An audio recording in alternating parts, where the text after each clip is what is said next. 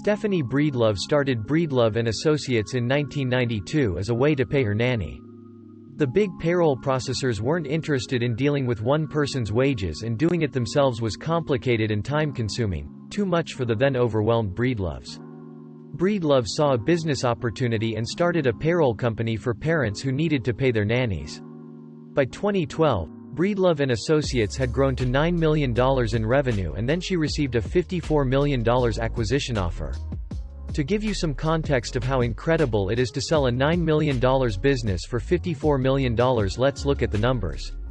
Using the Value Builder system, more than 55,000 business owners have completed the Value Builder Score questionnaire, part of which asks about any acquisition offers they may have received.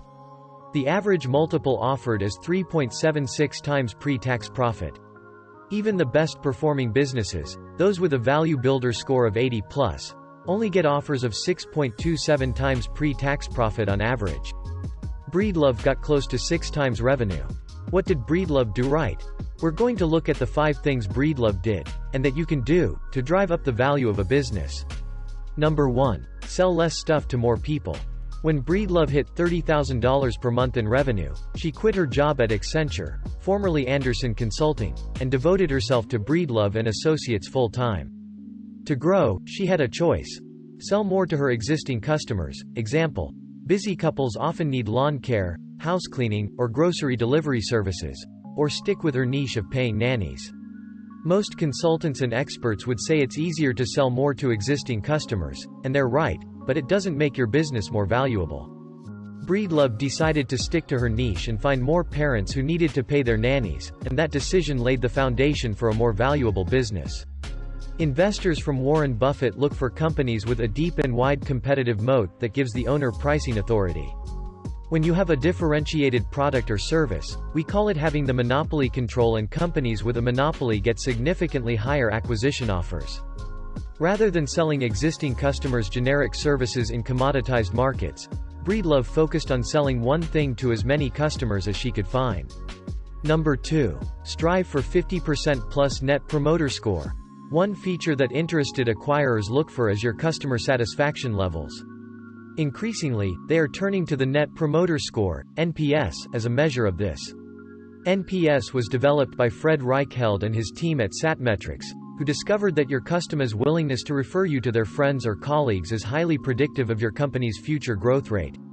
The NPS approach is to ask your customers how willing they would be to refer your company to a friend or colleague, on a scale of 0 to 10. They are then categorized into promoters, 9s and 10s, passives, 7s and 8s, or detractors, 0 to 6s. The NPS is calculated by subtracting the percentage of promoters from the percentage of detractors. Most businesses achieve an NPS of 10% to 15%, while the very best companies, think Apple and Amazon, get scores of 50% or more. Breedlove obsessed over her company's NPS and realized the key to driving it up was perfecting the first few interactions with a new customer. When you call a big payroll company looking for a service to pay your nanny, the response can be underwhelming. With only one person to pay, you are often relegated to the most junior staff member, and even they would rather be dealing with a larger client. When you call Breedlove, by contrast, you get a team of professionals totally focused on setting you up. You're not an afterthought. You're not passed on. Instead, you get the best onboarding talent the company has to offer. This setup team was a big part of how Breedlove achieved an astonishing 78% NPS. Number 3. Create recurring revenue streams. The third thing that made Breedlove's company attractive was recurring revenue. Regardless of what industry you're in, recurring revenue models give acquirers more confidence that the business will keep going strong after you leave. By 2012, Breedlove & Associates had grown to $9 million and, given the nature of the payroll business, 100% of their revenue was recurring. Number 4. Reduce reliance on customers, employees and suppliers. Breedlove's company was also attractive to buyers because she had a highly diversified customer base with no single customer representing even close to 1% of her revenue. If more than 10% to 15% of your revenue comes from one buyer, you can expect prospective acquirers to ask a lot more questions. Customer concentration is one of 3 factors that make up the Switzerland Structure module. The Switzerland Structure measures your business dependence on a single customer, employee or supplier. Number 5. Find an acquirer you can help grow. By 2012, Breedlove and Associates was growing 17% per year, which is good but not blow your mind good. So how did she attract such an incredible acquisition offer? The trick was showing her acquirer how they could grow. In Breedlove's case, she sold her company to Care.com. Think of Care.com as the Angie's List of care providers. Example, childcare, senior care, etc. If you need someone to care for your kids or an elderly relative, you enter your address into their website and Care.com will give you a list of vetted caregivers in your area.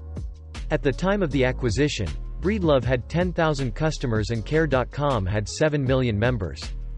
Breedlove argued that if just 1% of Care.com's members used Breedlove's payroll service, it would equate to 7x growth in Breedlove and Associates almost overnight. In 2012, Care.com acquired Breedlove and Associates for $54 million, an outstanding exit made possible by Breedlove's focus on what drove her company's value, not just their top-line revenue. Do you want to improve the value of your business? Let's talk confidentially about how we can help. Visit www.exit-advisor.com today to get your valuation report and start the process.